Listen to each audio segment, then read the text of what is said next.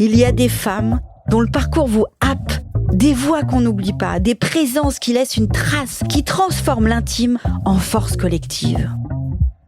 Animatrice, écrivaine, mère, femme publique et lanceuse d'alerte, elle a contribué à libérer la parole, fait évoluer la loi sur les violences sexuelles et fait bouger les lignes de toute une société. Rien que ça. De la couronne de Miss Hockey Podium à l'animatrice star des années 2000, de son départ de l'antenne à la révélation d'un passé traumatique devenu coup de poing littéraire, quel chemin! Aujourd'hui, elle revient sur nos écrans accomplie, apaisée, la cinquantaine lumineuse, tout en se levant en pleine nuit pour animer le cultissime Télématin. Elle entre dans ce restaurant chic comme un véritable courant d'air frais. Merci. J'ai fait une entrée en fanfare, en exerçant mais hyper fort. Voici Flavie Flamand. Ça va ? T'enregistres là ? Ouais. Alors bien sûr, on n'a pas pu s'empêcher de papoter. Alors, quoi de neuf ? Quand on s'est rencontrés, c'était Enzo qui était avec toi. Et toi ? Alors, t'habites où alors ? Ça a l'air tellement sympa. Il a quel âge lui ? Et toi, t'as des filles ? Ça veut dire quoi ? J'ai pris un cours de danse. Alors ça devait être Enzo. J'ai 2 filles, 14 et 19. Et puis, à un moment, naturellement, l'interview a vraiment commencé. Flavie, quel âge tu as ? Je me souviens plus de ton âge. Je vais avoir 51 ans. Hein, c'est bien. Comment tu le vis ? Très bien. J'adore comment tu... Très bien. Alors vraiment, très bien. Non, mais très bien. Depuis une dizaine d'années, je vis super bien le temps qui passe. Beaucoup plus que les décennies précédentes. Je le vis très bien. D'abord, j'ai pas du tout l'impression d'avoir 51 ans. Je me sens pas 51 ans. Et quand je réalise que je les ai, je me dis, j'ai 51 ans et il s'est passé tellement de choses. Et mes 51 ans sont tellement plus légers que mes 31 que du coup, en fait, j'ai l'impression qu'en avançant, c'est un peu bateau, mais je me déleste. C'est comme un oignon, t'enlèves les couches au fur et à mesure. Oui, exactement. Et en plus de ça, quand on a... je pense que déjà, quand le temps passe, on finit par se délester au fur et à mesure de plein de choses. Mais quand en plus, on a trimballé des trucs un peu lourds et que les valises étaient chargées. Et je trouve que quand on a posé les valises, qu'on les a ouvertes, qu'on a regardé ce qu'il y avait à l'intérieur, qu'on a tout retrié et qu'on est reparti avec les vrais bagages pour avancer dans la vie, c'est plutôt chouette, quoi. Ouais, tu trouves pas ? Je sais pas, mais je les ai laissées ouvertes, tu vois. Ouais, mais j'ai pas encore enlevé. Ça prend du temps aussi. Ouais, je crois. Mais déjà, les ouvrir, c'est un truc énorme. Déjà bien. Écoute-moi, il y a une chose sur toi que j'aime beaucoup. Je t'ai écouté dans l'interview de Maïté Nabiraman. Oui. Et tu dis à un moment, j'ai la chance d'être belle dans le regard des gens qui m'entourent. Et je me suis dit, elle doit être aimée, cette femme. Oui. Alors, aujourd'hui, vraiment, je peux dire que je suis aimée. Je suis très aimée. Je l'ai senti. Je te sentais très heureuse, en fait. Oui, là, je suis vraiment très heureuse, ouais. Mais oui, c'est vrai que je suis entourée d'amour, ce qui n'a pas toujours été le cas. Mais aujourd'hui, je pense que c'est lié à plein de choses. Et c'est peut-être pour ça que je te disais que mes 51 ans me paraissent tellement plus légers que mes 31. Ouais. C'est que je suis entourée de gens qui posent un regard sur moi qui est un regard aimant, dénué de jugement, encourageant, extrêmement gratifiant. Et j'ai mis du temps à avoir cet entourage-là. Mais en fait, ça a été plusieurs étapes aussi dans ma vie. C'est-à-dire que je pense que j'ai vécu très longtemps dans une vie qui n'était pas la mienne, avec des gens qui me ressemblaient pas du tout, un environnement qui était à l'opposé de ce que j'étais. Et il a fallu que je passe par une phase salutaire et extraordinaire, dont je suis parfois encore un peu nostalgique, de solitude.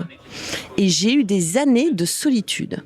Et sur lesquelles j'ai érigé plein de choses nouvelles et qui m'ont permis après d'avoir les bonnes connexions.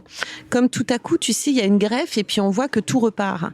Mais il a fallu d'abord que je m'assèche, que je me recentre sur moi, que je m'enferme, que je vois quasiment personne pendant plusieurs années pour un jour m'ouvrir. Mais alors là, quand je me suis ouverte, j'arrivais à distinguer les bonnes ondes, les bonnes personnes pour moi. C'est ça, tu voyais les red flags très vite tout de suite. Exactement. Et puis surtout, je voyais les green flags aussi. Ouais, c'est ça. Et tout à coup, je me disais, ah ouais, là c'est super. Et j'ai vu venir à moi un entourage qui aujourd'hui m'équilibre et qui partage les mêmes valeurs que moi.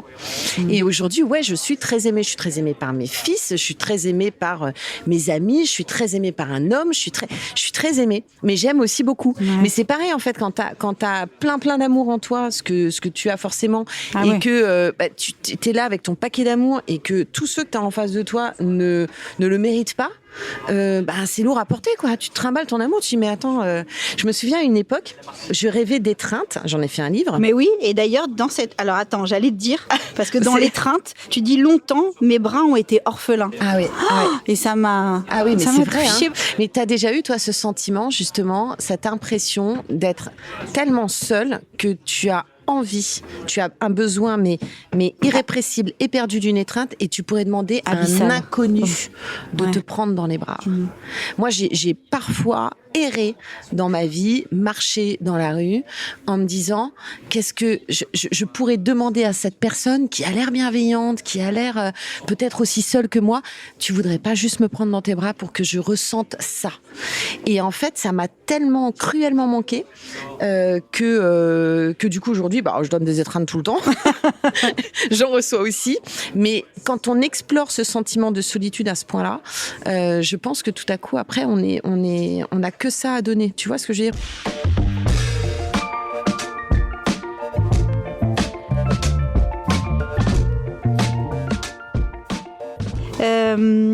Alors nous, ça fait très longtemps qu'on avait envie de te recevoir. On était prête à tout. On se disait on attendra le moment où elle dit oui, on fera sonner la cloche. Elle sera vraiment concernée par le sujet aussi. Voilà. Et alors là, on y est. Comment ça se passe ? On est sur les starting blocks. Comment ? Préménopause ? Mais comment ça ? Alors, symptômes, pas symptômes ? Non, mais c'est hyper drôle parce que je me disais en fait aujourd'hui, on est vachement défini par cette étape de la vie aussi. Alors nous, on se voit, on sait qu'on va en parler, donc c'est le sujet. Mais je me rends compte que, en fait, on est presque, on est aussi pas catalogué, c'est pas ce que je veux dire, mais les gens nous demandent maintenant très naturellement, au fait, il y a les copines, tu vois, qui t'en parlent, mais sinon, enfin, je trouve qu'on n'a pas forcément à asseoir son truc en disant, au fait, salut, comment ça va ? Je m'appelle Flavie, j'ai 51 ans, je suis en périménopause, j'ai pas eu mes règles pendant 6 mois. C'est quand même. Mais en fait, maintenant, les gens l'attendent comme si c'était une date, soit de péremption, soit de nouvelle vie, soit de plein de trucs et tout. Comme si ça nous définissait. C'est très étonnant, ça. Et alors, où en suis-je ? Alors, je dis tout ? Bah oui. Alors, j'ai pensé à vous. Quand t'as pas eu tes règles pendant 6 mois et que, en fait, elles redébarquent, ça veut dire que t'es pas encore en ménopause. Non. Donc je vous le dis, je ne suis pas encore ménopausée. Et je trouvais ça vachement chouette en fait. Pendant 6 mois, je trouvais ça génial, quoi. De pas avoir tes règles. Ouais. Ah, j'ai trouvé ça super. Et quand elles sont revenues, t'as fait flûte. Ouais, c'était il y a quelques jours et je me suis dit mais j'avais super mal au ventre et je me suis dit tiens c'est marrant parce que j'avais l'impression que tu sais la douleur en fait quand elle s'en va très naturellement on l'oublie. C'est fabuleux. Une douleur, des contractions, d'accouchement, on oublie la douleur. Dès qu'elle disparaît, en fait, on serait incapable de la qualifier. Et c'était ça. Et il y a 2 jours, je me suis dit, ah ouais, ça fait quand même ça fait super mal. Mais c'était bien. Alors que ça me serait arrivé il y a 10 ans. Je me souviens, à une époque, j'avais pris une contraception qui faisait que je n'avais plus mes règles. Et j'étais retournée voir mon gynéco en disant, j'ai besoin de cette horloge biologique. J'avais besoin d'avoir mes règles parce que c'était mon horloge. Oui, puis enfin c'était mon horloge, c'était mon rythme. Alors là maintenant j'en ai rien à carrer du rythme. Alors c'est vraiment, je suis très très à l'aise avec ça. Donc voilà, ça veut dire que je suis en périménopause, c'est ça les filles. Périménopause. Voilà. Mais est-ce que tu as d'autres symptômes ? J'en ai eu, mais je dois dire en fait que j'ai eu une façon de les accueillir. J'ai eu le cortège des symptômes, je pense. C'est quoi le cortège des symptômes ? J'avais un peu mal partout, mal aux articulations, une fatigue, une émotivité. Je saurais pas si pour moi, c'est pas de l'irritabilité. J'étais encore plus émotive que d'habitude. Oui, je vois très bien. En tout cas, j'avais une sorte de fragilité. Je vacillais un peu. Je marchais pas totalement droit. Parfois, alors le brain fog, j'avais l'impression tout à coup d'avoir des pertes de mémoire. Ouais, je me disais, mais c'est pas possible. Ça y est, je yoyote, quoi. Enfin, tu vois, donc c'est tout ce lot de trucs. La fatigue, sommeil. J'ai eu des bouffées de chaleur aussi assez intenses. Et ça, t'avais déjà pris Télématin ? Oui, ça a été parce que moi, tu sais, c'est un nouveau rythme quand même qu'il fallait prendre. Oui, oui, absolument. Et en plus, tu vois, moi, comme je l'ai vécu un peu comme un truc où, voilà, il faut que ça se traverse. Oui. Donc, je me suis dit, j'ai pensé à toi. Eh ben, ça n'a pas été facile. En revanche, j'ai une façon de l'accueillir. Je ne dis pas que c'est la solution, mais je l'ai accueilli. Je l'ai accueilli. En fait, j'ai accueilli cette périménopause, j'ai accueilli tous ces symptômes sans lutter contre et sans être trop focus dessus. Et j'y ai répondu de deux façons. J'ai voulu avoir la périménopause assumée et chic. Donc, tu connais Nicolas Druet ? Voilà, Nicolas, on le connaît parce qu'il est réalisateur en fait de télévision. Il travaille avec nous. Et Nicolas, il me voyait tous les matins devant la caméra, toujours avec mes fiches. Et on me disait, ça va Flavie, t'as chaud, t'as un problème, tu veux qu'on baisse la clim et tout. Et je répondais, non, j'ai 50 ans. Et donc tout le monde se marrait. Nicolas, il est parti au Japon parce que je disais, moi, je voudrais avoir la périménopause chic. Et il m'a rapporté des éventails japonais. Donc après, j'ai eu mes éventails. Donc quand j'ai un petit souci, je sors mon éventail telle une diva et tout. Je trouve ça plutôt marrant. Et puis le reste, j'ai accueilli les symptômes en me disant, ça fait partie de l'histoire. Et j'ai consulté aussi ma gynéco et j'ai pris un traitement qui m'a complètement stabilisée. Et ce qui fait qu'aujourd'hui, en fait, je n'ai quasiment plus aucun symptôme. Donc, tu prends le traitement hormonal ? Ouais, absolument. C'est ça, comme moi. Et ça m'a changé la vie. Mais quand je dis que ça m'a changé la vie, c'est, je sais pas toi.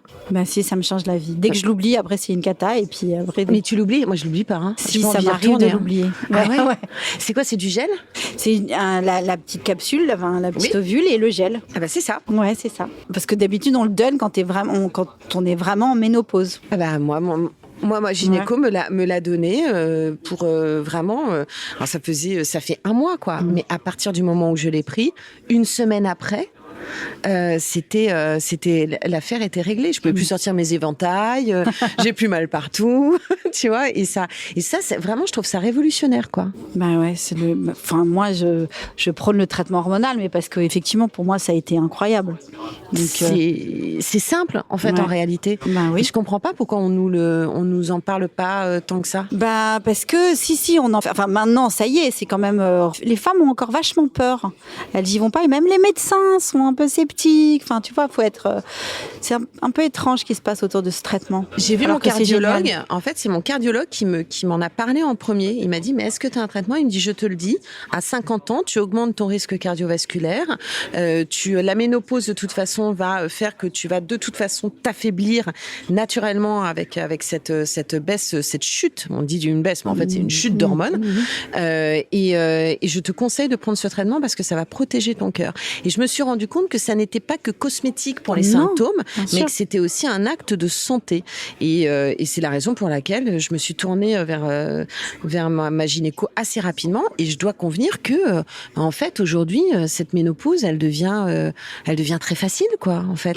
Et alors, c'est drôle parce que j'allais te demander justement, toutes les femmes qu'on a interviewées à ce micro, à partir de la cinquantaine, elles prennent vraiment soin d'elles, elles comprennent que c'est un moment où il faut qu'elles prennent soin d'elles. J'ai l'impression que c'est ce que tu fais aussi, parce que tu es allé voir ton cardiologue, tu vas voir tes gynécos, enfin, tu t'es tout de suite pris en main, tu as tout de suite compris que, voilà, qu'il fallait... Je me suis dit qu'on avait peut-être cette chance par rapport à nos mères ou nos grands-mères de vivre cette période différemment. Et j'ai pas envie de bouder ce luxe que l'on me donne, de pouvoir être prise en charge, informée. Et donc, du coup, je me suis emparée de cette chance-là. Et puis en plus, alors prendre soin de ma santé, ça fait quand même un petit bout de temps que je le fais. Et, oui, c'est vrai. Et ça se crée. Ah oui. Mais parce que, en fait, quand j'ai traversé toute la période de la consolation, j'allais vraiment mal psychologiquement, mais physiquement aussi. Quand on traverse des moments de détresse, notre physique aussi, forcément, en pâtit et s'en prend un coup. Et j'avais été vraiment prise en charge par plein de médecins à ce moment-là, parce que j'avais compris qu'il y avait véritablement un lien entre mon esprit et mon corps, et qu'il ne fallait pas que je néglige ni l'un ni l'autre. Et en plus de ça, j'avais développé une sorte d'hypocondrie. Tu sais, on place nos angoisses à des endroits. Et alors moi, je suis morte 400 fois à cette période-là. J'ai eu toutes les maladies du monde. Et ce qui fait que j'ai aussi compris que la prévention me permettait, moi, d'être plus détendue. Et donc, du coup, je fais toujours attention à moi. Et ça veut dire quoi, faire attention à soi ? Pour une Flavie qui travaille sur Télématin, ça veut dire quoi, ou qui, en tout cas. Alors, il y a plein de choses. Hein. Ouais, mais c'est la recette. C'est quoi la recette, justement? Alors moi, ma recette, c'est quoi la recette du bonheur pour être comme toi? Alors, il y a plein de. C'est assez. je pense que chacun construit un peu son protocole. C'est pareil, on a cette chance aujourd'hui d'être informé sur plein de choses. D'abord, moi, j'ai soigné mon entourage, parce que pour moi, c'était essentiel. Donc ça, c'est ce que nettoyé. Je te racontais. C'est même pas que j'ai nettoyé, j'ai fait un énorme... j'ai viré.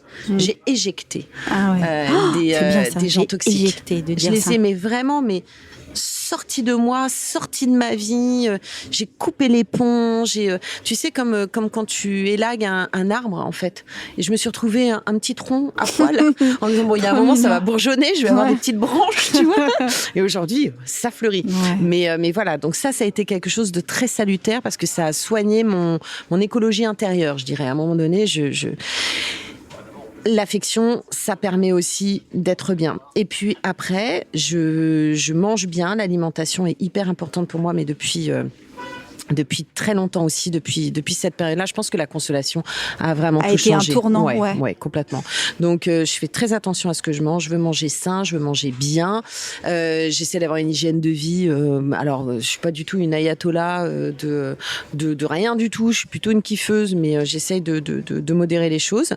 Je fais de l'activité physique. C'est quoi l'activité physique? Alors, je nage. Là, j'ai beaucoup moins le temps cette année, évidemment, comme par hasard, mais c'est vrai que quand je l'avais, j'ai nagé beaucoup, je fais du sport en salle, j'ai la chance d'avoir un amoureux qui s'y connaît un petit peu en sport, donc qui m'a emmenée à la salle et qui m'a bien entraînée.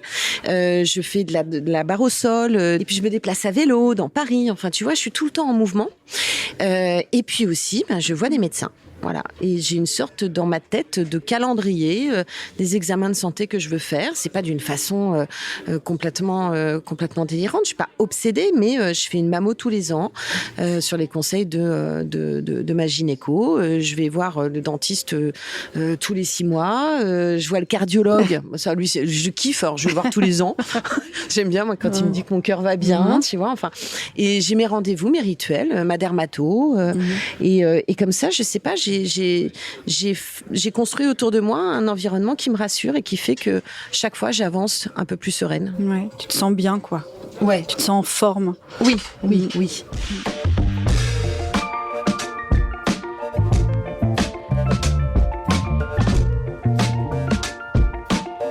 En fait, quel âge tu avais? Parce que tu parles beaucoup de la consolation, ce qui est normal d'ailleurs, mais on va en parler aussi pour me retracer un peu tout ce que tu as fait d'incroyable et ce cheminement que tu as eu. Mais donc, parce qu'il y a 2 âges, c'est ça? Il y a 2 consolations. La consolation réelle pour moi, et je dirais la consolation publique avec la sortie de mon livre. La consolation réelle pour moi, c'est 2009, donc j'ai 34-35 ans. Je sors de l'amnésie traumatique à la faveur d'un drame qui est la mort de mon grand-père. Et tout à coup, mon monde s'écroule. Je n'ai plus personne pour me protéger de quoi que ce soit. Et là, me revient vraiment mon passé en pleine gueule. Et je me rappelle de façon extrêmement claire, brutale, jusque dans les odeurs, les gestes, tout, le viol que j'ai subi quand j'avais 13 ans par David Hamilton. Et là, j'ai commencé à écrire pour moi. Parce que je me suis dit, en fait, il faut que je couche sur le papier ce que je suis en train de vivre, parce que je suis vraiment rentrée dans un tourbillon, dans une spirale dépressive très profonde. Et à ce moment-là, tu es encore à la télé, parce que tu quittes TF1 à ce moment-là. J'ai quitté TF1 6 mois après. Mais parce que je savais, à ce moment-là, ma vie était scrutée par les photographes, par les paparazzis, et je savais qu'ils ne me laisseraient aucun répit. Et je savais qu'ils allaient raconter. Les photographes étaient en bas de chez moi en permanence, m'accompagnaient à chaque instant de ma vie. Je les voyais tout le temps. Il y a des gens qui venaient voir qui disaient « Il y a un photographe qui est caché derrière la voiture et tout ». Donc, et je me suis dit, en fait, je vais mal et ils vont me tuer. Ils vont me tuer.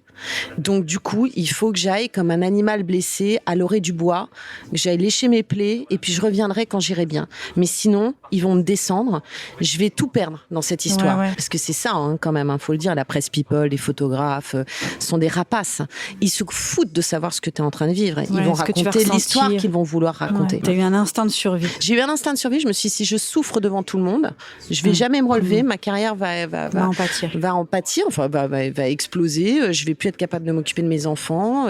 Je me voyais perdre la garde de mes enfants. Enfin, tu vois, donc je me suis dit, hop, très bien, je vais souffrir dans mon coin et je reviendrai plus tard quand je serai plus fort. Donc, entre 2009, cette première prise de conscience, et 2016, il s'est passé énormément de choses.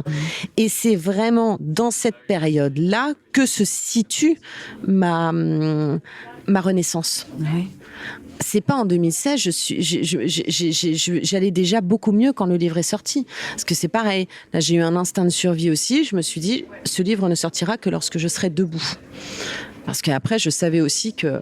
Oui, il allait falloir tenir et que tu avais ta guerre à toi à faire. Exactement. Mais pour la mener, cette guerre, il fallait que je sois vraiment prête. Donc en réalité, il y a eu 2009, il y a eu 2016, et c'est entre ces deux dates que le travail s'est véritablement fait. Quand tu dis le travail, ça veut dire quoi ? C'est-à-dire comment on se remet de tout ça ? Si on se remet ? Ah oui, on se remet. Enfin, moi, je pense que l'on se remet. En tout cas, ça a été mon cas. Comment je me suis remise de tout ça ? En étant patiente, je savais que ça prendrait du temps. Je savais qu'il ne me faudrait pas d'obstacle à ça. Donc, je me suis isolée. Véritablement pendant 2-3 ans, je sortais uniquement pour faire de la radio. J'avais cette chance d'être accompagnée par RTL, donc ça c'était assez extraordinaire. J'étais dans le 16e arrondissement, dans un appartement dont je sortais pour aller travailler et pour aller faire mes courses, et le reste du temps j'en chiais. Mais j'avais compris un truc, c'est que j'étais seule face à ma douleur. Et qu'il fallait que j'épuise ma douleur. Donc, je l'avais personnifiée comme une sorte de vieille sorcière. Tu lui avais donné un prénom ? Non, mais elle aurait pu en avoir. Et j'ai compris que j'allais être assaillie, mise à terre, harcelée par des traumatismes, par des images, par des souvenirs. Et du coup, je me suis dit, mais en fait... il faut que je me renforce et que je mette toutes mes chances de côté pour épuiser la douleur. J'étais suivie par ailleurs par un psychiatre, ça a été une rencontre déterminante pour moi. Mais j'ai souvenance de moments que j'ai vécu toujours seule. Et donc du coup, ces moments-là, seule, à affronter mes démons, à affronter la douleur presque physiquement. Je m'occupais de mes enfants, je les couchais le soir et j'ai souvenance de nuits que je passais debout dans mon appartement, dans le noir, à tourner en rond, à marcher, parce que je pouvais pas rester allongée, j'avais l'impression d'être ivre de douleur. Mais je savais qu'au final, j'y arriverais. Je ne sais pas comment t'expliquer. Je me disais de nuit en nuit, de moment en moment, de combat en combat, de week-end en week-end, je vais finir par y parvenir. Et à côté de ça, je développais une hygiène de vie qui me permettait de faire face à ça.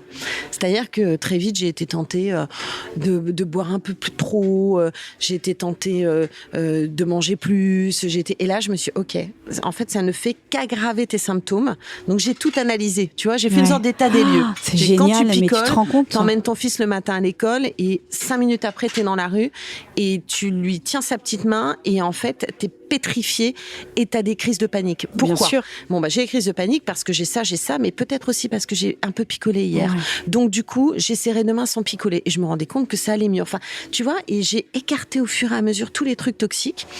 Et puis, j'étais suivie. Et puis, un matin, ça faisait plus mal. Tu vois ? Mais j'ai fait aussi, j'ai fait de l'EMDR, Tu t'es prise en main, vraiment, t'as prise en main ta douleur. C'est pour ça que j'ai appelé ce livre La consolation. Parce que je me suis consolée, c'est ce que j'écris, puisque personne ne l'a fait pour moi, il est temps que je me console. Je me suis consolée. Non, mais attends, en fait, non, mais rien, mais écoute, je sais pas, c'était magnifique, tu vois, ce que tu racontes, ça te donne, tu te dis, putain, on peut survivre à tout, tu te donnes beaucoup de force, beaucoup de clés. En fait, je sais pas, j'ai 15 questions en même temps qui viennent. C'est compliqué avec toi. Oui, pardon. Non, mais dis donc. Mais non, mais je te livre ça comme un petit. Voilà, non, tu vois, merci. C'est des petits trucs. Non, mais je me disais qu'il faudrait qu'on revienne quand même sur les lois qui ont changé grâce à ton livre. Quand même, c'est important de retracer parce que tu as fait changer 2 lois. Oui, j'ai été animée par ça et puis surtout en fait, ça c'est quelque chose qui n'était pas dans mes plans. La loi, en fait, Tu peux nous raconter ? En fait, j'ai été indignée. Si j'ai fait paraître ce livre que j'ai d'abord écrit pour pouvoir juste coucher mon chagrin sur le papier parce que ça faisait partie de ma thérapie et que j'ai toujours écrit. Mais déjà, bravo de l'avoir couché. Enfin, ouais, tu vois, pour moi, c'était... Ah oui, mais fallait que ça sorte, fallait bien le mettre quelque part, ce truc-là. Donc, je l'ai mis dans un livre. Et en fait, un jour, je suis allée voir un avocat parce que je me sentais vraiment la force de le confondre et de porter plainte. Et l'avocat m'a écoutée et m'a dit, oui, mais tu as plus de 38 ans et donc tu ne peux plus porter plainte. Et c'est là que j'ai appris les délais de prescription des crimes sexuels sur mineurs. Et ça, j'ai trouvé ça dégueulasse. Et là, pour le coup, ça m'a véritablement, j'ai eu le sentiment que c'était une insulte qui était faite à la petite fille que j'étais. Véritablement. Et donc, du coup, j'ai décidé que ce livre allait paraître. Et parce que j'étais animée, je voulais dénoncer, non seulement montrer du doigt un homme qui était un violeur, mais en plus de ça, informer en disant la justice en France permet aux bourreaux, au bout d'un certain temps, de dormir tranquille pendant que nous, on passe des nuits blanches. Et ça, c'est dégueulasse. Et donc, du coup, le livre a paru en 2016. Et après, j'ai, par ce biais, pu faire quelques rencontres, parce qu'à l'époque, personne ne voulait parler de ce genre de choses. J'ai pu faire la rencontre de Laurence Rossignol, à qui j'ai fait part de mon indignation sur justement les délais de prescription, et qui m'a dit, vous savez quoi, Flavie ? Vous allez mener une mission ministérielle. Donc c'était génial parce que en fait, j'avais quitté un milieu quelques années auparavant de la télévision, tu vois, qui m'accordait une véritable confiance, mais qui me demandait juste d'être, tu vois, de faire mon office et de surtout pas faire plus. Et là, tout à coup, j'avais une ministre qui me disait, j'ai confiance en vous, vous allez mener une mission ministérielle et on va voir ce qu'on peut en faire. Et là, j'ai pris vraiment cette cause à bras le corps parce que je l'ai embrassé tout de suite. Je me suis dit, si je peux apporter quelque chose à ceux qui sont réduits au silence aujourd'hui et qui auront la possibilité de porter plainte, je vais le faire. Et donc, j'ai mené cette mission pendant plusieurs mois. On a rendu un rapport. Ça a été extraordinaire. Ça a été une aventure de dingue. Ce que j'ai vu, ceux qui ne veulent pas bouger. J'ai croisé ceux qui estiment que c'est du flan. J'ai fait se rencontrer des victimes et des acteurs judiciaires pour que tout le monde puisse se comprendre. J'ai créé des tables ouvertes. Enfin bon, bref, c'était super, c'était passionnant. Même moi, j'ai appris énormément de choses. J'ai fait rentrer la notion de l'amnésie traumatique dans les débats. Tu vois, enfin, mais je dis pas j'ai fait dans les débats de société, mais dans les débats de la mission ministérielle, parce que quand tu disais, voilà, l'amnésie traumatique et tout, en fait, souvent les magistrats ne voulaient pas en entendre parler. Aujourd'hui, on en parle, mais à cette époque-là, on voulait pas en entendre parler. Et tout à coup, les magistrats entendaient des neurologues leur expliquer de quoi il s'agissait. Donc, en fait, ça a ouvert les consciences de tout le monde. Et on a abouti en 2018, donc quasiment 2 ans après la parution du livre, à un changement de loi et au rallongement des délais de prescription. C'est extraordinaire. Et ça a été un truc de dingue. Et tu sais comment je l'ai appris, ce changement de loi ? Je l'ai appris par un push sur mon téléphone. Mais non, c'est génial. En sortant du Monop. Mais non. Et tu t'es pas mise à pleurer ? J'ai fait une capture d'écran et je l'ai envoyée à mes fils. Non, je me suis dit, c'est quand même dingue d'avoir donné autant et finalement d'être prévenue par un push sur mon téléphone. C'est-à-dire qu'en fait, mais ça te remet les idées en place tout de suite. C'est vrai que tu dis, ok, tu vois, t'as le sentiment que tout de suite, qu'en fait, tu l'as fait pour la société et que ton nom n'apparaîtra jamais dans l'histoire, mais en même temps, ça a fait avancer les choses et c'est génial. Tu vois ce que je veux dire ?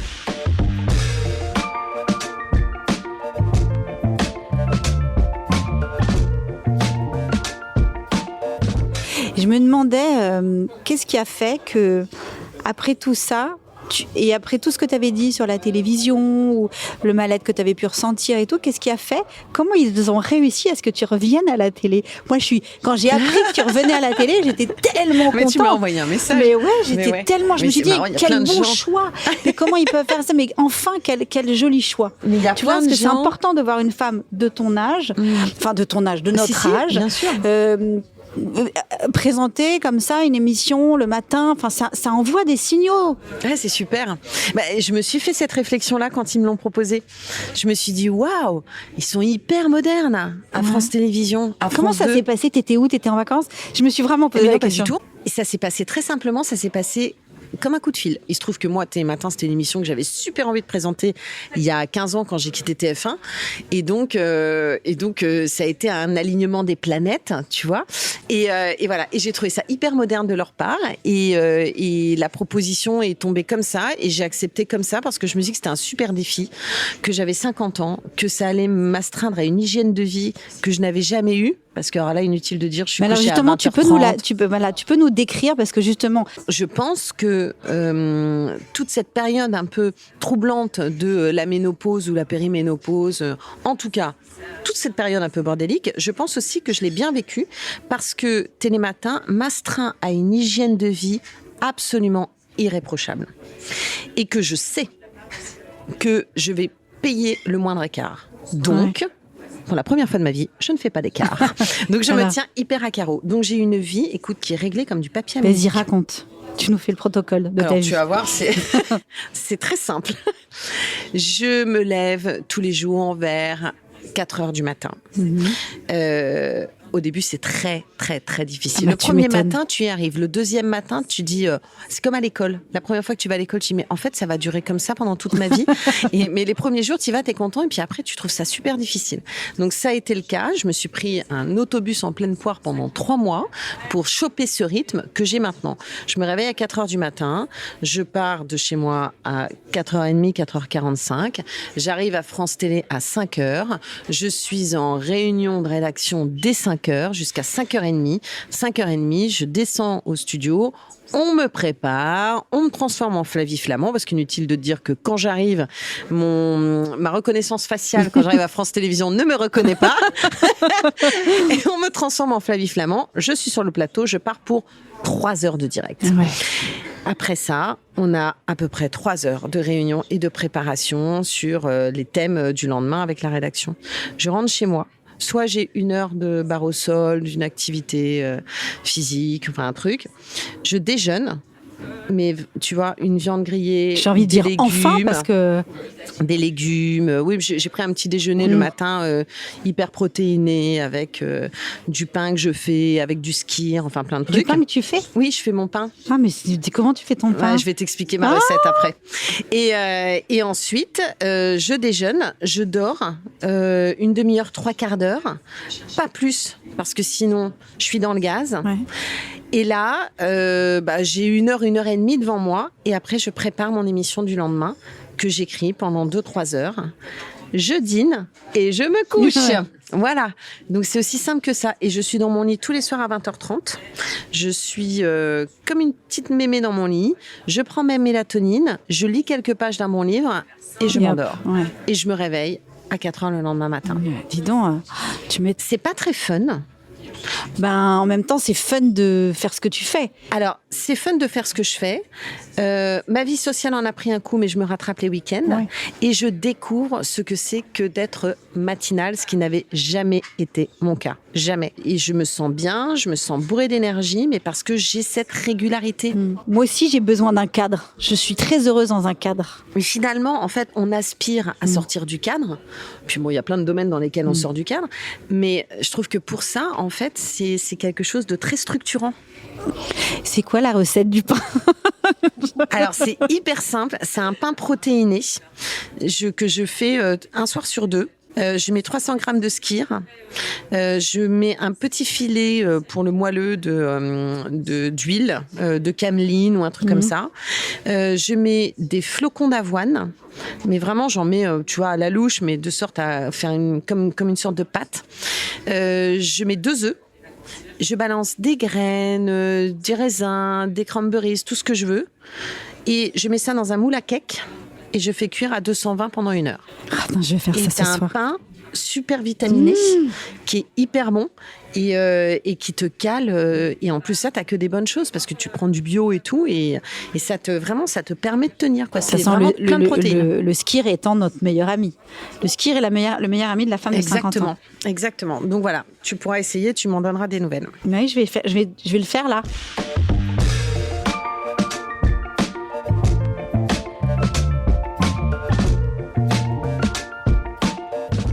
Et en reprenant la télé, est-ce que tu as senti quand même, parce que donc c'est un signe fort qu'ils viennent te chercher, je trouve, mais est-ce que tu attestes quand même de cette invisibilité qu'ont les femmes de notre âge?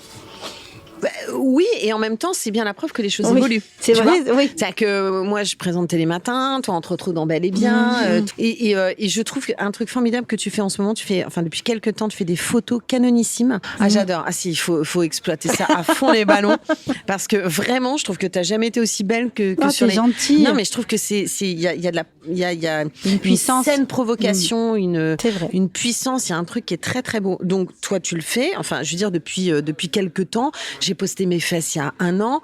Je trouve que depuis quelques temps, les femmes, elles s'expriment davantage et elles se sentent mieux. Et c'est à travers peut-être un poste... On peut revenir sur le poste des fesses. Le poste de mon cul, par exemple, je sais qu'il a changé beaucoup de choses. Alors, qu'est-ce qui s'est passé? Tu peux nous raconter le poste des fesses, le fameux poste? J'accepte, il y a 1 an et demi, une interview de 50 minutes Inside. Je prends rendez-vous pour faire cette interview au sortir d'une émission de radio que j'avais enregistrée l'après-midi et je suis sapée. Bon, c'est sûr que ce jour-là, mais c'est comme ça, mais j'aurais peut-être dû repasser chez moi pour essayer de m'habiller un peu mieux. Et donc, je vais directement à l'interview et je porte un pantalon hyper confort, baggy, un peu large, voilà. Et puis surtout, ça faisait un petit bout de temps que j'étais pas, revenue à l'antenne, télé et tout. Il se trouve que, comme toutes les femmes qui mûrissent et puis qui s'éclatent et puis qui vivent comme je vis, j'ai pris du poids. Mais ce que je vis plutôt très bien. Et l'émission est diffusée. Et là, je vois des gens, et principalement des femmes d'ailleurs, qui vraiment, utilisent des mots, mais épouvantables. Elle est méconnaissable, elle a pris du poids, mais elle est énorme, c'est elle, la petite fiancée des Français. Enfin, et en fait, j'allais rentrer en studio pour faire une émission de radio et je tombe sur le truc. Et là, je m'y attends pas parce que, je sais pas, moi, je donne jamais trop de baffes aux gens, quoi. Et là, je me prends des beignes, quoi. Tu sais, j'ai l'impression que c'est un truc qui va dans le sens dans l'autre. Il s'est passé la même chose là. Mais bien avec sûr, Romane je suis Bourringer. mémère. Oui, je suis mémère, voilà. Exactement. Mais Romane, on est mémère. Mais ouais, et on est tellement fiers d'être mémère. Ouais. Et d'autant plus que moi, j'avais vu des images de Romane à Cannes et je m'étais dit, waouh, elle est super, elle est belle, bon, bref, peu importe. Et donc, ouais, c'est la team mémère. Et toujours est-il que je reçois ça et je me dis, mais c'est en fait d'une violence inouïe. Je fais mon émission de radio. Je ressors de là et je réfléchis et je me dis c'est ultra violent, je le reçois comme une paire de claques, mais en même temps j'ai un recul, on a dit tellement de conneries à mon endroit que ça passe très vite, mais je me dis mais comment ça se passe pour les plus jeunes? Pourquoi est-ce que tout le monde est confronté à ça, à cette attaque comme ça du physique sur les réseaux? J'avais jamais vu ça. Et il se trouve que 2 semaines avant, j'étais en vacances toute seule en Italie et que le matin, quand je m'étais levée, j'avais croisé mes fesses dans le miroir et je m'étais dit waouh, joli popotin. Et j'avais fait une photo de mes fesses que j'avais failli effacer à mon retour de vacances en me disant enfin quand même tu vas pas te trimballer une photo de tes fesses comme ça sur ton téléphone, c'est un peu ridicule. Et je ne l'avais pas effacée, je ne sais pas pourquoi. Je rentre chez moi et là tout s'aligne et je me dis cette photo que j'ai prise il y a 2 semaines, elle est parfaite. Et j'ai fait ce post. Et je suis allée prendre une douche, j'ai vécu ma vie et tout. Et quand je suis revenue, j'ai vu que ça a explosé les compteurs. Et c'est là que, je sais pas, il doit y avoir 200 000 likes sur cette photo. Donc voilà. Et ce post, je l'ai fait aussi hyper naturellement, hyper spontanément, dans une sorte d'indignation. Mais pas, tu vois, il y avait pas de colère, pas de rage, quoi. Je vous montre mes fesses qui sont faites de joie, de caresses, de vin, de bouffe, et voilà, aimez-vous, quoi. Et puis arrêtons-nous à ça, quoi. Je trouve qu'aujourd'hui, en fait, on s'attache vraiment à des choses qui n'ont pas d'importance, encore plus qu'avant. Et c'est quelque chose qui, plus le temps passe, plus, pour le coup, ça me pèse. Et plus j'ai envie de péter les codes en disant, mais qu'est-ce que ça peut vous foutre, en fait, en réalité? Il n'y a pas des choses un petit peu plus importantes que de définir une personne sur, tu vois, ce qu'elle peut représenter physiquement. Pourquoi est-ce qu'à un moment donné, quand on a des rondeurs, on serait pas sexy? J'ai cette chance de partager ma vie avec un artiste, un peintre, qui, quand on a très très envie de savoir qui est ton amoureux. Hein, mais personne ne peut le connaître parce que c'est quelqu'un qui n'est pas connu, qui en plus tient à rester dans son anonymat. Mais c'est quelqu'un qui, quand un jour je rentrais le ventre parce qu'il avait posé la main dessus, m'a dit mais Flavie, les musées du monde entier sont peuplés de ventres comme le tien. Quand on entend une phrase comme ça, on n'a plus de problème. Tu vois ce que je veux dire? Et ça, c'est quelque chose qui est hyper précieux, de pouvoir rencontrer des gens comme ça, de pouvoir être aimé par des gens comme ça, qui posent un regard sur la vie, sur la transformation, sur l'évolution, qui est un regard de cette intelligence-là. Et en soi, c'est pas compliqué d'accéder à cette intelligence. Il faut juste faire tomber les barrières, quoi. Mais est-ce que tu crois que, j'allais dire, l'âge et la ménopause, et la préménopause en tout cas, ça te donne pas une certaine puissance aussi? Mais si, ça donne une certaine puissance. Qui permet justement tu vois, de penser tout ce que tu dis. Mais je pense que c'est l'âge. Je sais pas si c'est la ménopause ou la préménopause, mais parce qu'on arrive en fait à un âge charnière qui sont ces fameux 50 ans où, mais on s'est tellement plié en quatre pour plein de gens, pour nos vies, pour nos enfants qu'on adore, pour plein de trucs, qu'à un moment donné, naturellement, on a comme un majeur qui se lève et on fait une sorte de fuck à plein de conventions parce que on se retrouve. Tu vois ce que je veux dire ? On se récupère, on refait connaissance avec nous-mêmes. Et toutes les petites voix en nous là qui murmuraient, finalement, commencent à prendre de l'ampleur et tout. Mais ça, je crois aussi que c'est le fait d'avoir traversé la vie, d'avoir des expériences. Et puis, c'est ce que je disais tout à l'heure, de se rendre compte que finalement, c'est pas si grave de l'ouvrir, quoi. C'est juste ça. Et pour moi, en tout cas, c'est comme ça que ça se passe. Et de façon plutôt très apaisée. Très apaisée. Et c'est la même chose. Mais en revanche, je pense, pardonne-moi, mais je pense que sur le temps qui passe, le physique, je pense que d'être aimé par des gens qui nous aiment véritablement pour ce que l'on est, c'est quand même une chance inouïe et ça aide. Oui, bien sûr. Moi, je sais que si on ne posait pas ce regard-là sur moi, peut-être que je serais beaucoup plus impitoyable, beaucoup plus dure avec moi-même. Si j'étais avec quelqu'un qui me, tu vois, me rappelait le temps qui passe, qui me comparait tout le temps. Non, moi, quand je suis la plus belle dans les yeux de mes enfants, dans les yeux de mon homme, et parce que je suis ce que je suis, ça n'a pas de prix, quoi. C'est une chance inouïe que j'ai. Tout le monde n'a pas cette chance-là. Non, je te le dis, c'est une chance inouïe ce que tu as. Ouais, je sais. Je sais. Oh, t'es trop mignonne. Non, c'est vrai, je sais. Tu souris, t'es trop heureuse. Elle est heureuse, là. Vous la pouvez pas la voir, mais là, elle a un sourire, elle est toute belle. Ouais. Oh là là, c'est beau.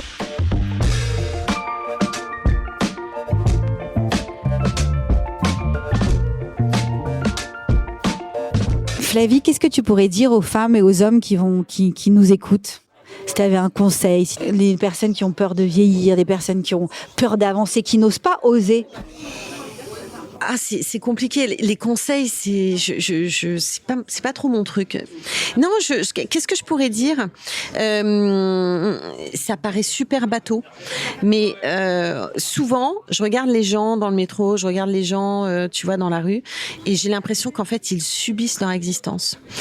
Et c'est quelque chose que j'ai vécu. Moi aussi, je les ai eu les épaules basses, à regarder le bout de mes chaussures sur le bitume, à pas oser croiser le regard de quelqu'un dans la rue et tout. Et en fait, à partir du moment où j'ai commencé à me redresser, à croiser des regards, à partager des choses avec des gens, à courir le risque de la rencontre, quelle qu'elle soit, mais courir ce risque de la rencontre, j'ai véritablement commencé à revivre. C'est-à-dire que on ne peut pas être seul. Se tourner vers les autres, c'est une façon aussi, à un moment donné, de s'ouvrir sur tout au-delà même d'une simple rencontre. Tu vois, ça restaure beaucoup de choses que d'être au contact des autres, véritablement. Et surtout aussi, de savoir se retirer quand on en a envie. Moi, je sais être dans le jeu social et puis en même temps, je sais parfois m'en extirper. Il y a un truc aussi que j'ai vraiment réalisé, je pense en touchant le fond, mais encore une fois, il y a plein de gens qui vivent ça. Hein. Je sais pas, c'est pas parce que je suis à ton micro que ma voix, il y a plein de personnes qui souffrent. Mais j'ai toujours eu ça en moi, mais j'en ai vraiment pris conscience. J'ai l'impression d'avoir eu 2 vies et que cette deuxième-là, en fait, il faut que j'en profite, mais au maximum.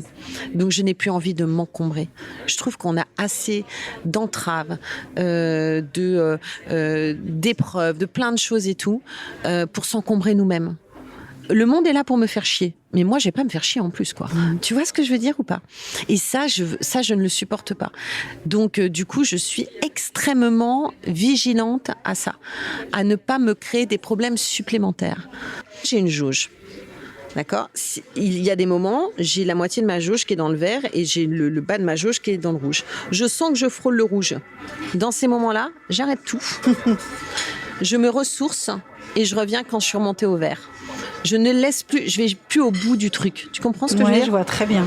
Je fais le plein d'essence avant d'avoir les warnings Tu ne prends qui me pas dit le il te dernier reste verre. 50 km. Ouais. Voilà. Tu ne prends pas le dernier verre. Alors, parfois, je prends le dernier verre. Tu prends Mais c'est uniquement pour ce plaisir-là. Mais sinon, je veille toujours à ne jamais dépasser une limite qui pourrait avoir des conséquences sur l'ensemble de mon existence. Et je ne pense qu'à moi.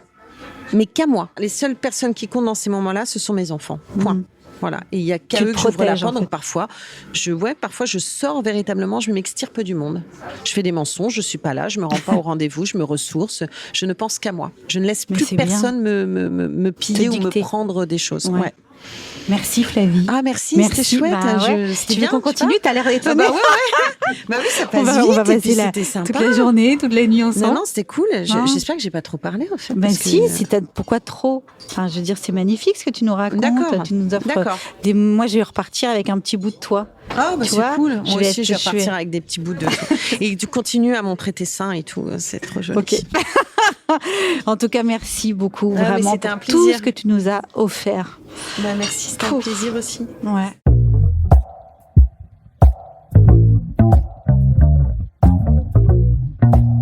Tel un phénix, Flavie a trouvé la force de se réinventer, de se reconsidérer. Et si elle vit aussi bien sa cinquantaine, c'est sans doute parce qu'elle a compris, depuis un moment déjà, l'importance de prendre soin d'elle. C'est valable pour beaucoup de choses dans la vie. Quand on anticipe un peu, ça se passe souvent mieux. La ménopause ne fait pas exception, elle aussi peut se préparer. C'est justement le message de Bérengère Philippon, coach en nutrition, qui vient de publier « Je prépare ma ménopause », un livre clair, vivant, truffé de schémas, de dessins, de couleurs et surtout d'informations concrètes et de conseils utiles, notamment sur l'alimentation. Les bases, on commence à les connaître depuis le temps, mais Bérengère m'a parlé de quelques pépites, ces super aliments, parfois méconnus, aux vertus nutritionnelles étonnantes.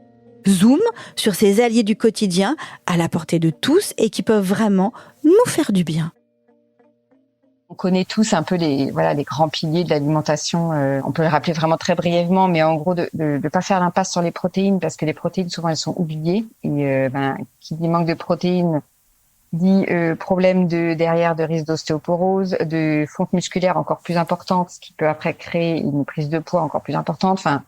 Et puis les protéines, c'est quand même des briques qui nous permettent de fabriquer tous les tissus, donc faut vraiment pas les oublier. Et c'est souvent l'erreur numéro 1 que je constate moi personnellement. Après, réduire tout ce qui est féculent, sucre, parce qu'on a tendance à en prendre beaucoup trop, et ça va inflammer le corps. On a aussi un travail sur l'équilibre des graisses, parce que les graisses, elles sont surtout pas à bannir. Faut juste bien les équilibrer, et c'est ça qui va faire la différence. Et ensuite, j'irais miser vraiment sur les fibres qui vont nous rassasier, qui vont nous permettre aussi d'avoir un meilleur transit et un meilleur équilibre intestinal. Boire évidemment plus d'eau, voilà, ça c'est on va dire les très grands principes. Et après, souvent ce qu'on oublie, c'est que dans l'alimentation, on a pas mal de petites choses toutes simples mais qui peuvent faire la différence. Des petits plus, voilà, qu'on peut trouver, qu'on peut rajouter un peu dans l'alimentation comme on veut. Par exemple, les algues, les petites paillettes d'algues là qu'on trouve facilement dans un magasin bio, qui vont nous permettre en fait d'avoir suffisamment d'iode. L'iode, donc c'est un minéral qui est consommé par la thyroïde et elle en a besoin en fait pour fabriquer les hormones thyroïdiennes. Et donc c'est vrai qu'on a besoin d'en avoir suffisamment. Et c'est pour ça qu'à l'époque d'ailleurs, il y avait le sel qui avait été, on avait rajouté de l'iode dedans pour être sûr que les populations en aient suffisamment. Sauf qu'avec le temps qui passe, il y a de plus en plus de personnes et moi-même, j'utilisais par exemple plutôt du sel de Guérande, le fameux sel de Guérande qui super machin, mais il y a plus d'iode dedans et donc c'est vrai que l'iode ça vient surtout de tout ce qui est mer, donc évidemment les crustacés, les poissons, etc. C'est pas automatiquement quelque chose que je mange tous les jours et on se rend compte que on a besoin quand même d'une petite quantité d'iode chaque jour. C'est intéressant d'ailleurs de regarder sur ces analyses de sang. Souvent en plus c'est quelque chose qui est mesuré, les hormones thyroïdiennes, de voir où on en est. Et si on voit qu'on est un petit peu, des fois on est dans la norme, mais on est plutôt dans une norme basse. Et dans ces cas-là, en fait, reprendre un petit peu plus d'iode, ça peut permettre de rebooster un petit peu la thyroïde pour que derrière, rebooster en fait notre métabolisme de base et du coup éviter le risque de prise de poids aussi. Ça peut être lié à ça. On peut en mettre un petit peu comme ça sur une salade, sur des légumes. Ça n'a pas un goût. Ça a un côté intéressant parce que ça va donner une impression salée, alors que derrière c'est pas très très salé, et ça permet du coup de mettre moins de sel dans ses plats. L'iode, c'est vrai, c'est pas la première chose à laquelle on pense. Merci pour l'info en tout cas. Mais quoi d'autre alors? Quand on a des problèmes d'inflammation, c'est intéressant d'utiliser d'avoir une alimentation qui est riche en antioxydants pour essayer de calmer les inflammations. Et on a par exemple, parce que bon, évidemment il y a des antioxydants un peu partout dans l'alimentation, surtout les légumes colorés, etc. Mais on a une source très riche d'antioxydants qui est la baie d'Açaï. A-cécédille, A-I-tréma. On en trouve en magasin bio. Hein. C'est une baie en fait qu'on a réduit en poudre et qu'on a déshydraté, et qui est un des aliments qui est les plus riches en antioxydants. Donc des fois, voilà, de rajouter une petite cuillère à café dans un yaourt. En plus, c'est un petit goût un peu proche de la myrtille, qui est plutôt sympa. Et voilà, ça rajoute une petite chose en plus en fait, quand on a un risque de manquer en tout cas d'antioxydants. C'est vrai que c'est pas donné en prix. Après, comme on prend vraiment une cuillère à café par jour, ça dure assez longtemps le paquet. Iode, baie d'Açaï, ok. Que des choses auxquelles on pense pas tout de suite. Est-ce que vous avez d'autres exemples? Oui, par exemple le psyllium que je trouve vraiment bien. Alors ça, il commence à être un peu plus connu, le psyllium blond. Ça ressemble à une sorte de poudre et ça s'achète. Alors on en trouve même en grande surface maintenant. Moi, j'en trouve au rayon bio toujours, mais en grande surface ou évidemment en magasin bio. Car il a un vrai rôle sur le transit, et aussi bien si on a des problèmes de constipation que si on a des problèmes de diarrhée. Et parce qu'en fait derrière, c'est quoi le psyllium? Ça vient d'une plante, hein, c'est des fibres, en gros, des fibres solubles, donc qui sont douces et pas du tout irritantes pour les intestins, et qui vont vraiment aider à nourrir le microbiote intestinal, les bonnes bactéries qui derrière vont pouvoir mieux se développer et après pouvoir vraiment améliorer le transit, voilà, aussi bien d'un côté que de l'autre. Et d'en prendre une cuillère à café par jour à réhydrater dans de l'eau, par contre, c'est vraiment bien. Et moi personnellement, alors je le mélange après une fois que je l'ai réhydraté dans de l'eau, je le mélange dans un yaourt parce que sinon ça a un goût un peu particulier. Voilà, faut aimer. Mais après, on peut même l'utiliser dans les recettes pour faire des cakes, des pancakes, même dans la pâte à pizza, et ça apporte un côté moelleux. Par exemple, le pollen aussi qui est intéressant, qui va apporter pas mal de protéines, des vitamines, des minéraux, même des antioxydants. Puis je trouve que le goût est vraiment agréable. On peut en mettre un petit peu, voilà, en une petite cuillère à soupe sur un yaourt, ça donne un petit truc un petit goût un peu sympa. On a aussi la levure de bière en paillettes que je trouve intéressante parce qu'en fait 2 cuillères à soupe de levure de bière en paillettes, ça fait quand même 5 grammes de protéines. Donc comme on essaye des fois d'en avoir un peu plus, moi je trouve qu'en plus le goût est sympa. On peut le mettre sur des légumes, sur des salades, et ben voilà, c'est toujours 5 grammes de plus, donc c'est pas inintéressant. Puis il y a évidemment des vitamines du groupe B, il y a aussi des fibres, enfin, voilà, il y a d'autres choses, donc ça peut être aussi un petit plus. Mais par exemple, si on veut avoir son quota de sélénium, qui est un antioxydant par jour, 2 noix du Brésil à peu près, ça suffit à avoir son quota de sélénium. Donc on pourrait se dire tiens, chaque jour je prends 2 noix du Brésil. Après en dehors de tout ça, on sait, mais faut vraiment pas hésiter à rajouter des herbes et des épices, parce que ça c'est aussi c'est vraiment des petits plus santé qui sont pas négligeables.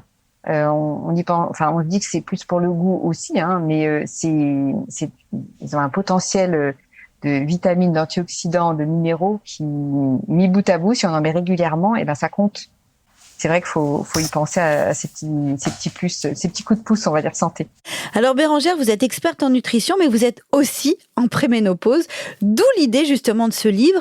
Y a-t-il des mythes sur la ménopause qu'il est urgent de déconstruire selon vous? Il y en a plusieurs, mais je dirais que le plus important, souvent à cette période, ce qui fait peur beaucoup de femmes, c'est la prise de poids. Comme si ça a été obligatoire, qu'on n'avait pas le choix, que c'était évident qu'on allait prendre du poids. Si on fait vraiment rien et qu'on continue comme avant, oui, sûrement, mais je pense que c'est pas une fatalité. Que justement, en se prenant soin de soi, on peut soit éviter, en tout cas, éviter la prise de poids, voire il y a des femmes qui avaient envie de mincir et qui arrivent parce que justement c'est le moment où elles commencent à prendre soin d'elles. Voilà, donc c'est pas une fatalité. Par contre, oui, il y a des solutions et je pense qu'il faut pas avoir peur de ça. Et puis de toute façon, forcément, la répartition des graisses risque quand même de changer au niveau du corps. Donc oui, il y aura sûrement des changements, mais en tout cas pas automatiquement avec une prise de poids énorme, ça c'est sûr. On peut faire vraiment quelque chose là-dessus. Changer son alimentation, améliorer considérablement son hygiène de vie, ça peut faire peur, avouez-le. Ça peut même paraître impossible. Que diriez-vous, en fait, aux femmes que toutes ces injonctions, d'ailleurs, comme moi, pourraient décourager ? Je pense que vraiment, il faut se dire qu'il faut y aller par étapes. Et quand je dis par étapes, ça peut être toute petite étape, de se dire juste d'abord, je vais travailler sur mon petit déjeuner. Je pense par exemple quand on se décide à travailler un petit peu son alimentation, de se dire même pendant 1 mois, je travaille que sur mon petit déjeuner, le reste on verra après. Déconstruire une habitude, ça prend du temps, et en créer une nouvelle, ça prend du temps. Et donc c'est pour ça que on y va par étapes. Effectivement, pour pas se mettre une charge mentale de malade, on se dit j'en fais qu'une à chaque fois, j'avance petit à petit. Et je trouve ça intéressant d'avoir un petit cahier où on avance, on note ses progrès, on travaille vraiment sur des choses très simples au début. Ça peut être, moi je sais que ce que j'avais fait, c'est que j'avais noté plein de petits objectifs que je pouvais faire, et j'avais des étapes qui étaient très très, simples. Il y en avait une, c'était juste essayer de boire plus. Donc je m'étais dit bon allez, je vais essayer de prendre avec moi toujours une petite gourde, comme ça au moins je suis sûre que je boirai plus. Enfin, c'est vraiment des petites actions. En fait, c'est pas automatiquement, c'est-à-dire du jour au lendemain, je vais faire 10 séances de sport par semaine. Non, pas du tout. Et là aussi, je pense qu'il faut pas automatiquement se dire j'attaque l'alimentation, le sommeil, le sport, sinon là on n'y arrive pas. Et puis aussi la dernière chose, c'est au niveau de l'alimentation, parce que c'est mon cœur de cible, c'est essayer de continuer à se faire plaisir en mangeant. Et moi, c'est vraiment ce que j'ai voulu transmettre dans le livre, c'est qu'on peut quand même se faire plaisir en mangeant. Je propose pas du tout des recettes où on prend que des légumes vapeur avec des poissons blancs vapeur, pas du tout. Parce qu'en plus c'est pas très équilibré, il faut que ça soit quelque chose il faut pas oublier les graisses qui sont indispensables. Je propose une cuisine qui est assez simple. Le but c'était pas de faire compliqué, parce que je sais qu'on a une grosse charge mentale, et surtout de se faire plaisir en cuisine, parce que sinon on va pas tenir. Si on garde pas le plaisir en tout cas de manger, moi je sais que je suis très gourmande et ça aurait été impossible. Donc oui, on trouve des alternatives. Je dis pas que on peut des fois faire des petits écarts, ça c'est sûr, mais en tout cas on peut trouver des alternatives qui sont plus saines et qui vont quand même nous plaire. Et je pense que c'est ça qui fait la différence.